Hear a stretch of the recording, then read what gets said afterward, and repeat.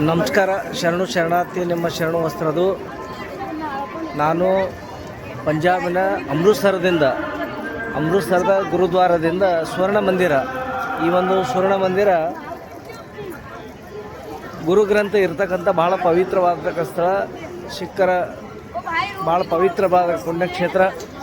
ಇಲ್ಲಿ ತಾವು ಸರೋವರವನ್ನು ನೋಡ್ತಾ ಇದ್ದೀರಿ. ಇದ್ರ ಜೊತೆಗೆ ಈ ಒಂದು ಸ್ವರ್ಣದ ಮಂದಿರದ ಮೇಲೆ ತಾವು ಸೂರ್ಯನ ಕಿರಣವನ್ನು ನೋಡ್ತಾ ಇದ್ದೀರಿ. ಆ ಒಂದು ಕಿರಣದ ಪ್ರಜ್ವಲದಿಂದ ಈ ಒಂದು ಸರೋವರವು ಕೂಡ ಪೂರ್ತಿ ಬಂಗಾರದ ಬಣ್ಣದಲ್ಲಿ ಕಾಣ್ತಕ್ಕಂಥದ್ದು ವಿಶೇಷ. ಇಲ್ಲಿ ತಾವು ಸುತ್ತಮುತ್ತ ನೋಡ್ತೀವಿ.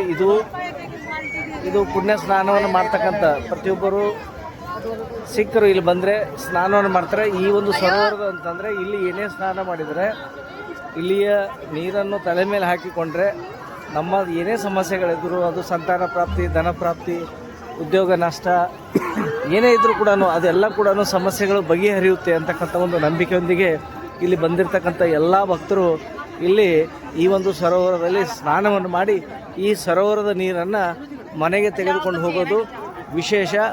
ಈ ಮಂದಿರ ಬಹಳ ಅದ್ಭುತವಾಗಿರ್ತಕ್ಕಂಥ ಒಂದು ವಾಸ್ತುಶಿಲ್ಪದಿಂದ ಕೂಡಿರ್ತಕ್ಕಂಥ ದೇವಸ್ಥಾನ. ಈ ದೇವಸ್ಥಾನದಲ್ಲಿ ವಿಶೇಷವಾಗಿರ್ತಕ್ಕಂಥ ಈ ಸ್ಥಳದ ಬಗ್ಗೆ ತಮಗೆ ಹೇಳ್ತೀನಿ. ಶ್ರೀ ಗುರು ರಾಮದಾಸ್ ಜಿ ಅಂತಕ್ಕಂಥ ಸಂತರು 1630ರಲ್ಲಿ ಪ್ರಾರಂಭ ಮಾಡಿ 1634ರಲ್ಲಿ ಈ ಸರೋವರವನ್ನು ಇದರ ಕಾಮಗಾರಿಯನ್ನು ಪೂರ್ಣಗೊಳಿಸಿದರು ಅಂತಕ್ಕಂಥದ್ದು ಇಲ್ಲಿಯ ಒಂದು ಇತಿಹಾಸದಿಂದ ಕಂಡುಬರುತ್ತದೆ. ಮತ್ತು ಜೊತೆಗೆ ದುಃಖ ಭಜನಿ ಸಾಹೇಬ್ ಅಂತಕ್ಕಂಥದ್ದು ಇಲ್ಲಿ ತಾವು ನೋಡ್ತಾ ಇದ್ದೀರಿ.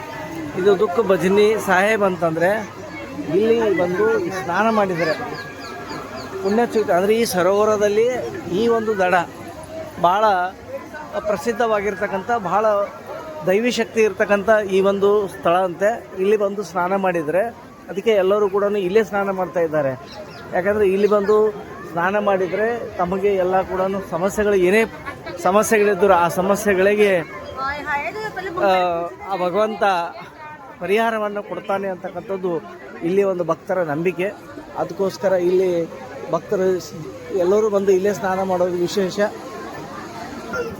ಅದಕ್ಕೆ ತಾವು ಕೂಡ ಅಮೃತಸರಕ್ಕೆ ಬಂದರೆ, ಇಲ್ಲಿ ಗುರುದ್ವಾರಕ್ಕೆ ಬಂದರೆ ಇಲ್ಲಿ ಈ ಒಂದು ಸ್ಥಳದಲ್ಲಿ ಸ್ನಾನವನ್ನು ಮಾಡಬೇಕು ಅಂತಕ್ಕಂಥದ್ದನ್ನು ತಮ್ಗೆ ಮಾಹಿತಿಯನ್ನು ನೀಡಿದರೆ ಇದು ಭಾಳ ಅದ್ಭುತವಾಗಿರ್ತಕ್ಕಂಥ ಸ್ಥಳ. ನಿಜವಾಗಿ ಕೂಡ ನೋಡ್ತಕ್ಕಂಥ ಸ್ಥಳ. ಆ ಭಗವಂತ ಎಲ್ಲರಿಗೂ ಕೂಡ ಈ ಒಂದು ಆಶೀರ್ವಾದ ನೀಡಲಿ ಅಂತಕ್ಕಂಥ ಈ ಒಂದು ವಿಡಿಯೋ ಮಾಹಿತಿಯನ್ನು